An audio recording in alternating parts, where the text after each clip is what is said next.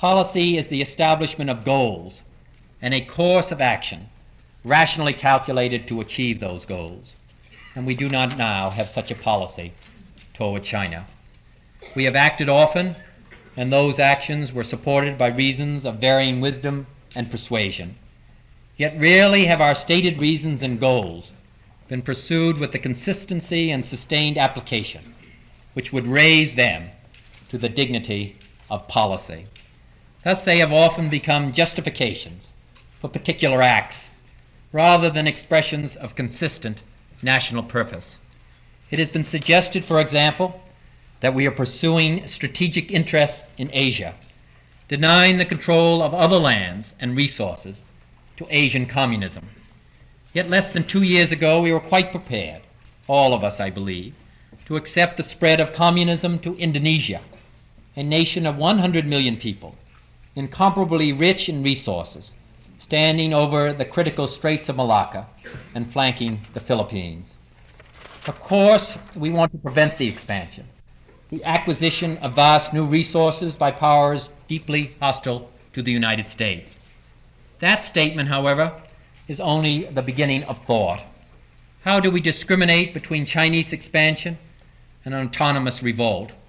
Where and under what circumstances can we bring our power to bear effectively? Where and under what circumstances should we limit ourselves to helping others without hazarding large-scale combat or major war?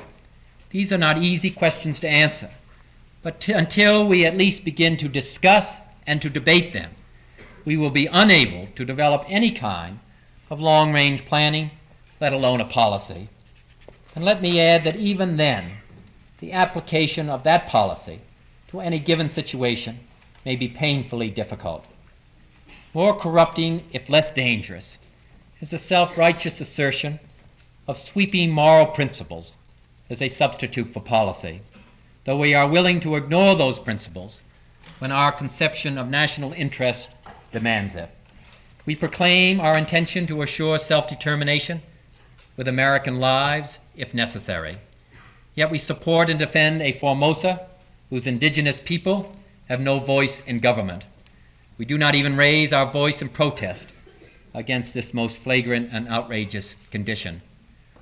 We are told that nations must learn to leave their neighbors alone. Yet we do not always leave our neighbors in this hemisphere alone. Nor can we righteously announce that we seek only freedom and human dignity and decency throughout the world, when we have supported, for what we felt good cause, repressive and corrupt governments in every continent of the world.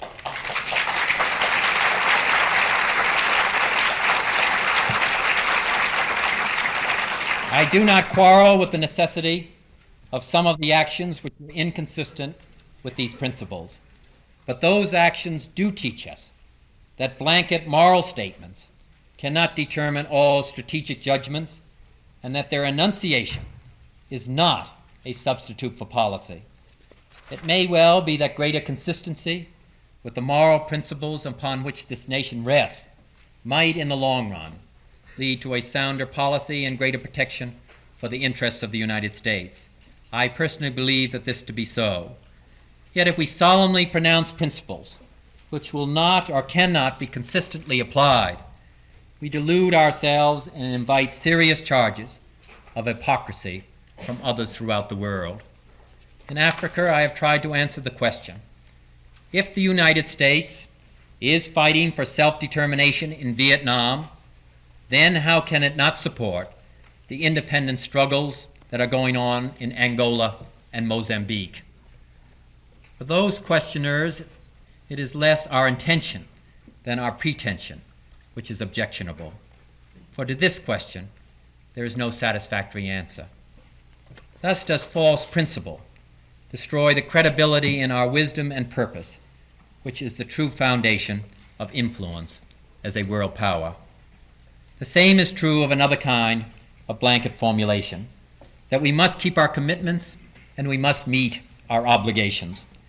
Of course, we must keep our commitments and our obligations, but by what standards and toward what ends are those commitments made?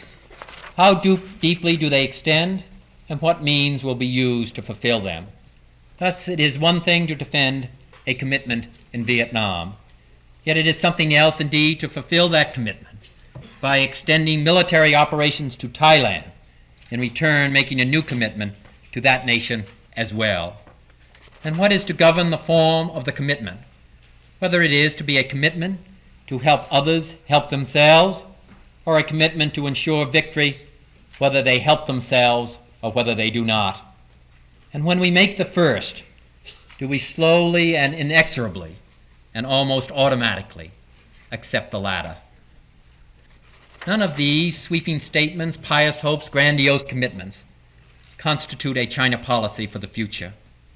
That policy must be based on the reality and the diversity of today's Asia, and on a discriminating evaluation of our own interests, capacities, and limitations. And it will be formed out of an evaluation of the dangers and capacities and the capabilities and desires of other nations as well. We are not alone in China. We are not alone with China in Asia. There is also India, the second most populous nation in the world, in itself a great civilization. Japan, soon to become the third leading industrial nation of the globe. Indonesia, with its resources and commanding strategic position. In the long run, the vision and the commitment of these great Asian nations will determine in large part the course of affairs on their continent, just as it is Great Britain and West Germany and France and Italy, which now set the primary thrust of development in Western Europe. Thus, our policy must be shaped, our actions undertaken, in full understanding of the interests and the actions of these nations, and with the consciousness that we do not act as a substitute, but rather as a supplement to their policy. And further, of great importance, we must understand that our policy toward China must be a major factor in determining our policy toward those countries which border on China, indeed all of Asia, in the economic, military, political, and the diplomatic fields. We are not working in a vacuum. Thus, if a strong and free India is considered vital to our national security, the level of our economic and military assistance should reflect that priority. If the lives of thousands of Americans are lost and billions of dollars committed on the theory that Vietnam is essential to us, how can we refuse to assist others on the border of China, whose demands may be less, but whose strategic importance and whose vulnerability to external and internal communist domination may be greater? So we see that this discussion is not just a policy toward China, but necessarily toward all those along her borders, including the Soviet Union. If we choose to remain an Asian power, surely we have learned that a failure to act can have the gravest consequences.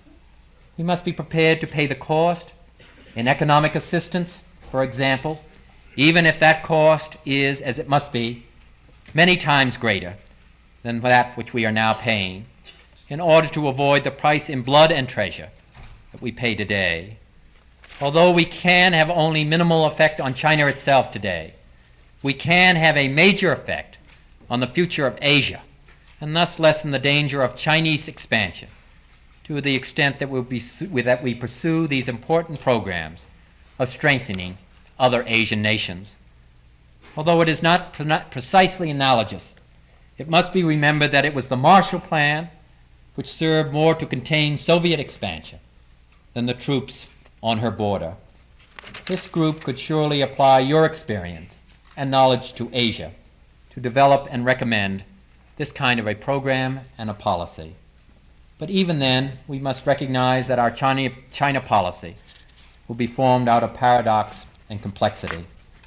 Thus, the Soviet Union, our principal adversary and competitor in the post-war world, is at least for the time being China's violent China, proposing among other things to develop China's petrochemicals industry, serves as a major U.S. base, and contributes the first $200 million to the Asian Development Bank. And thus also in another part of the world. At the same time our officials were warning of a Chinese threat to NATO, travelers reported that Peking hotel space was impossible to get because of the number of trade missions there from NATO countries. China policy must be formed against the probability that when present convulsions subside, we will still face a hostile China. We will still have to refuse the temptation of assuming that any acts or gestures on our part will significantly improve relations. Yes, hostile words and proclamations are not wars. They do not prevent us from having contact or from reaching agreements on matters of mutual interest. They do not prevent us from having contacts which could lead us to know more about China and they about us, and thus preventing the miscalculation of intention which could lead to a total worldwide holocaust. We should not discourage contact of any kind by ourselves or any other nation, whether economic or diplomatic, even tourism, for a rational and informed China will be far easier to deal with than an irrational and ignorant one. Revolution. Between Chinese direction of revolutionary forces and Chinese exhortation. Where Chinese force is not directly involved or borders crossed, we must ask whether we should be willing to rely above all on the strength and vitality of the desire for national independence. After all, it is that powerful desire, and not our military force, which ousted the Chinese from Central Africa and Algeria and Indonesia, and which is steadily eroding the Soviet Empire. Policy demands a conscious and open recognition that we live in the same world and move in the same continent as China, with its dangers and possibilities, strengths and terrible frustrations. Only when we accept this reality can we work toward our central task, to bring about Chinese acceptance of the fact that it too must live with us and with other nations of the world. These are admittedly general considerations rather than guides to specific action. Yet it will make a great difference to our acts and our policies if we treat China as a potential danger and as a possible opportunity rather than as a certain enemy and as a lost cause. Of course, the shadow of Vietnam War hovers over all of these deliberations. That is in itself an immense and complex subject, requiring full and special treatment. Still, the resolution of that war will not resolve the problems of Asia, although at the bargaining table the resolutions must depend in large part on our attitude and our policy toward China. Nor, despite Vietnam's intimate relationship with the China policy, will the war solution remove the urgent necessity of the larger problem. The future of our relations with China may lie beyond our vision, but it is not completely beyond our control. It is the shaping impulse of America that neither fate nor nature, nor the irresistible tides of history, but the work of our own hands, matched to reason and principle, which can determine destiny. There is pride in that, even arrogance, but there is also experience and truth. In any event, it is the only way that we can live. All of our intentions and labor may ultimately dissolve in violence and bloodshed, but there is another possibility. Perhaps someday an American diplomat may go to China, carrying with him the same instructions Daniel Webster gave to Caleb Cushing in 1843. To tell the people of China, he said, that your mission is entirely pacific, that you are a messenger of peace, sent from the greatest power in America to the greatest in Asia, to offer respect and goodwill, and to establish the means of friendly intercourse. It doesn't all depend on you or on America, but you have a great part to play, and you will earn the gratitude of the world if you play it well. I thank you.